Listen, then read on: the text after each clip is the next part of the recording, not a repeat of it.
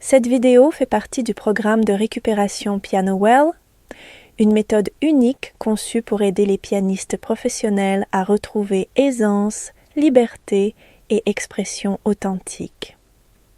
Le livre complet et la série de vidéos disponibles en 7 langues sont publiés chapitre par chapitre avec de nouvelles leçons chaque semaine. Tout le contenu disponible pour l'instant se trouve dans la description ou dans les commentaires en accès libre. Si vous essayez ce programme et qu'il vous inspire, vous êtes chaleureusement invité à participer à nos cours collectifs hebdomadaires, un espace pour progresser ensemble, partager des expériences et recevoir un accompagnement personnalisé. On commence. Comprendre la couleur du son. La couleur du son est une forme tridimensionnelle d'imagination sonore. Plutôt que d'entendre les notes avec le timbre bidimensionnel d'instruments familiers, comme des violons ou des violoncelles, imaginez-les comme une hauteur pure évoluant dans une texture liquide et fluide.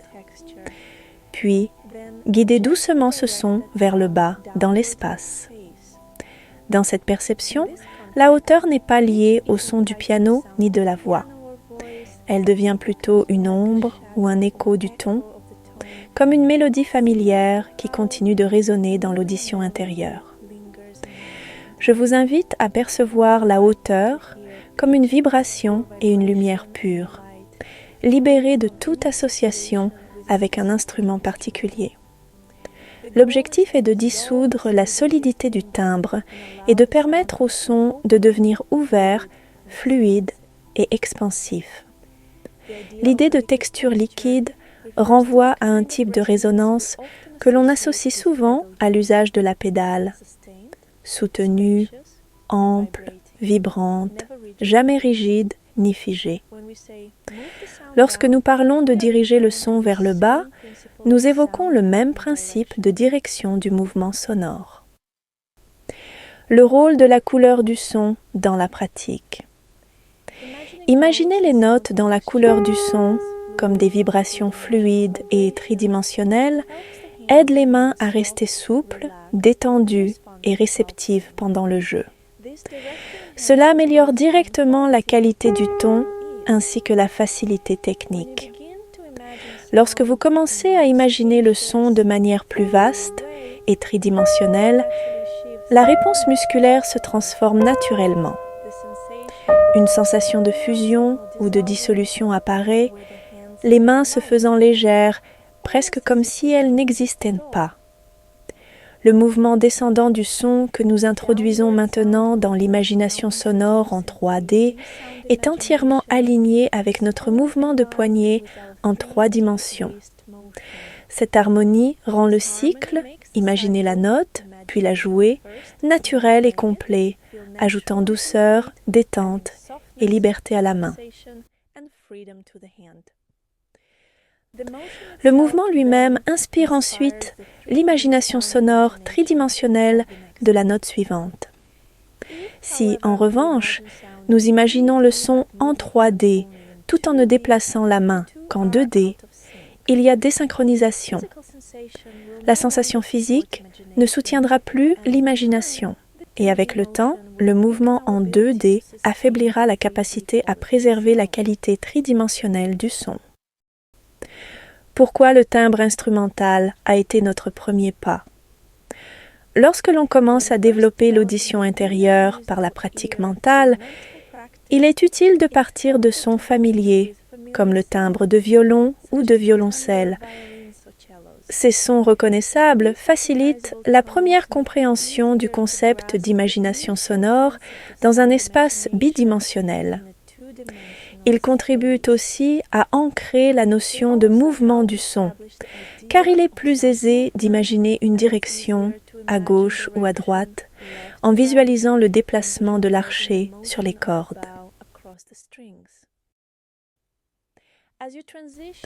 En passant à l'imagination de la couleur du son, il n'est plus nécessaire d'associer la hauteur à un timbre instrumental particulier.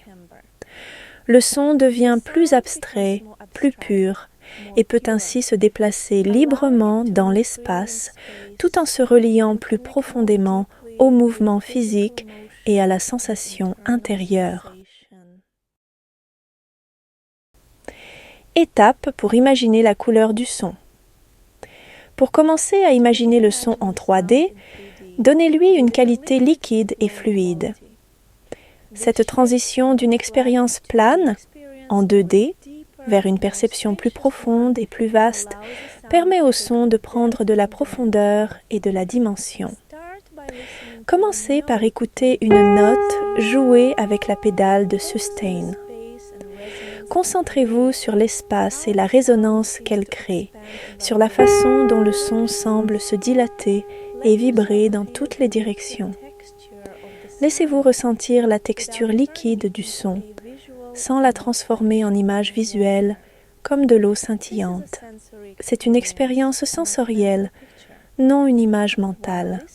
Pendant l'écoute, guidez le son vers le bas, comme vous l'aviez auparavant imaginé se déplaçant vers la droite ou vers la gauche. En toute fin, vous pouvez ajouter doucement un mouvement horizontal, laissant le son s'étendre légèrement vers la droite ou vers la gauche, selon les besoins de la phrase musicale. Ceci marque le début de l'imagination de la couleur du son que vous approfondirez ensuite à travers des exercices spécifiques. Des images visuelles au son intérieur. Au fil de votre pratique, il devient important de relâcher progressivement les images visuelles lorsque vous travaillez la couleur du son, l'harmonie et la dynamique. Le rôle de l'image n'est pas de la voir avec l'œil de l'esprit, mais de la ressentir et de l'entendre à travers l'audition intérieure comme une expérience auditive réelle et vivante. Dans les premières étapes, les repères visuels peuvent être utiles pour accéder à certaines sensations. Mais avec le temps, ils peuvent détourner l'attention ou même la limiter, vous éloignant de la profondeur et de la subtilité du son lui-même. La seule exception concerne l'équilibre des voix, que nous aborderons plus loin dans ce cours. Nous y explorerons l'idée de zoomer sur un son, afin de créer la sensation d'être complètement enveloppé par lui. Cette analogie visuelle peut être précieuse lorsqu'elle est utilisée consciemment. Mais même alors, son but est de vous mener vers une conscience auditive plus affinée et non de la remplacer. Pour la couleur du son, l'harmonie et la dynamique, gardez votre attention centrée sur la façon dont le son se ressent et résonne dans votre audition intérieure.